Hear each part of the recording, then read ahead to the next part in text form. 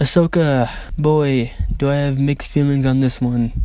I grew up watching Clone Wars pretty much since I was a kid. I always liked Ahsoka's character and thought she added a new layer to Anakin's character. Honestly, just the entire Clone Wars show in general carries the franchise of Star Wars. Like, I put the Clone Wars show right under the original trilogy when it comes to the franchise as a whole. This show is literally essential Star Wars viewing. I think that, along with the success of Mando and that sweet, sweet Grogu merch, is why Disney is putting so much faith in this show, expecting it to be somewhat of a saving grace for Star Wars, kind of like Mando was in 2019. Hell, even I have to admit that when I heard Lucas was getting involved and working closely with Jon Favreau and Dave Filoni without the help of Kathleen Kennedy, I was hoping they'd make some big moves. I'd be lying if I said I wasn't in the camp of people that hoped that the Filoniverse would find some way to undo the sequels, and honestly that was just stupid thinking on my part. But after watching the first few episodes of Ahsoka, I can honestly say that I don't think it's the bombshell Disney was hoping for. I really don't think Favreau and Filoni can undo all the bad will with the fans with just this show. Part of that is because of the overall sentiment to Star Wars as a whole, and part of that just because of the show itself. So, let's get into it.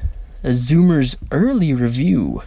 Ahsoka. When this show was first announced, I always thought Ahsoka was somewhat of a weird character to base it around, but the more I thought about it, the more it kinda makes sense, especially now that Disney doesn't have a whole lot of options to really draw the fan base in. The fans have been clear they aren't interested in sequel content at all, and the Republic trilogy is years and years away, and I don't think anybody wants to watch a deep fake Luke Skywalker swinging around fighting people. You can just kind of tell that the deep fake technology isn't where it needs to be to base a whole show around it. However, while this does inherently alienate some of the fan base, I do see the idea behind it. Most people who have stayed with Star Wars past the sequels are likely going to be teenagers who grew up watching the Clone Wars and maybe Rebels, or our Filoni fans think that he's some kind of Star Wars messiah here to save the franchise. And I think Disney was actually kinda smart to bank on that. However, that also leaves the issue of alienating mainstream fans who have only seen the movies and Mandalorian, and have no idea who half these characters even are. Shit, when I started watching this, I hadn't even watched Rebels. The show didn't click with me when it first came out, and I actually had to go back and watch it to gain some context on Ahsoka. Now, I'm sure a lot of people are going to do the same,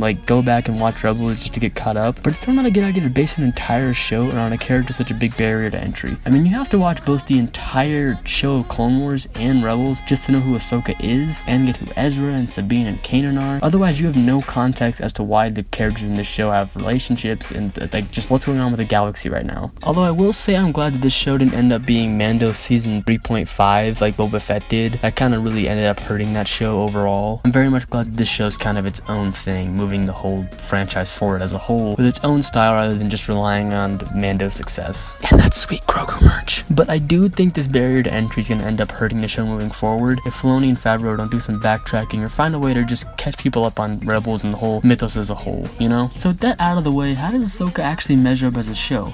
Well, honestly, for the reasons above and just the state of Disney Star Wars in general, I went into this show with some pretty low expectations. I wouldn't say I was blown away or even pleasantly surprised, but I did like the show more than I thought. My main gripe is honestly that it's just hard to get through. I've seen the sentiment echoed a lot online, not just about Ahsoka, but everything in the Filoni Favreauverse in general. That obviously comes from these guys being used to writing 25-minute episodes of kids cartoons where you can just get away with having Tom Kane explain the exposition before the show even starts and you can just get right into the action. This has kind of resulted in making things slower than they need to be. Events that should take place in maybe 1 or 2 episodes are being drawn over 3. The whole sequence in the Imperial Shipyard in episode 2 could have just been condensed into 1 episode. 2-episode premiere could have just been 1 episode itself. It just leaves the entire thing dragging and just drawn out with these really edgy, art schooly type shots. I just wish that they would kind of speed up and condense their plots a bit more. Now, I know if they're not too careful, they could go the other way and make the show be feeling a bit too rushed. So it's kind of a difficult balancing act that I think they really need to just figure out moving forward for not just Ahsoka, but also Mando and the whole Favreauverse in general.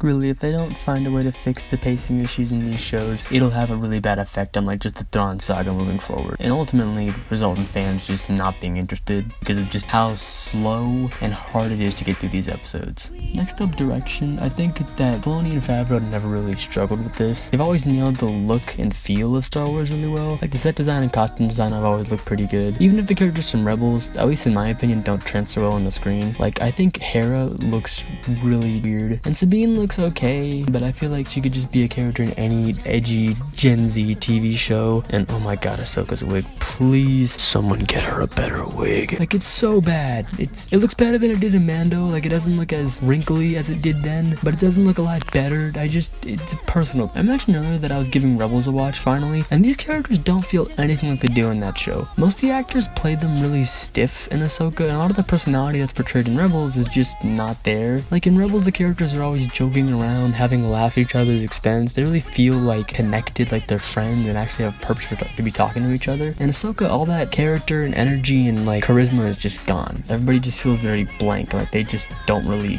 have a reason to talk to each other. Like, there are tons of hints that there's supposed to be a deeper relationship there, but I just don't see it in how they talk to each other and just act from scene to scene. Not to mention the characters just don't make great decisions. Like, there's one scene where Ahsoka's talking to Sabine and she's like, "Oh, Sabine, don't take the magic MacGuffin and go off and be edgy and try to do it yourself." And then Ahsoka steps out of the room to talk to Hera, and you know, Sabine's the edgy character, so what does she do? She goes off with it and try to figure it out herself, even though Ahsoka literally just told her not to. But again, that's kind of on Ahsoka, because if she knows her as well as the show wants you to think that she does, she probably should have known that Sabine was gonna run off with the MacGuffin, because of course she was. And real quick, could Ahsoka really have not opened up that map without Sabine's help? Like, she couldn't have used her force powers to manipulate the dimensions of the sphere to get it to open? I feel like I've seen her solve this exact puzzle in Clone Wars at some point. This was kind of weird that Ahsoka needed Sabine to do that when she has more experience with the Force and Jedi objects in general, but whatever. I will say, however, that the highlight of this show by far is the villains. Skull and Haiti just look really cool, and I'm actually kind of a sucker for the orange lightsabers, and I can't lie, I have a thing for characters with white hair. Like Dante, Virgil, the characters got white hair. It's an immediate favorite, can't lie. Plus the main villain, Morgan Elsbeth, I actually don't mind her. She gives me Night Sisters vibes, and to be honest, if she is a Night Sister, I would love that, because they've always had that main antagonist energy, and they never really get explored in Star Wars as a whole, so I hope that if that is the issue, they go further in with that on this show, but I doubt it is, so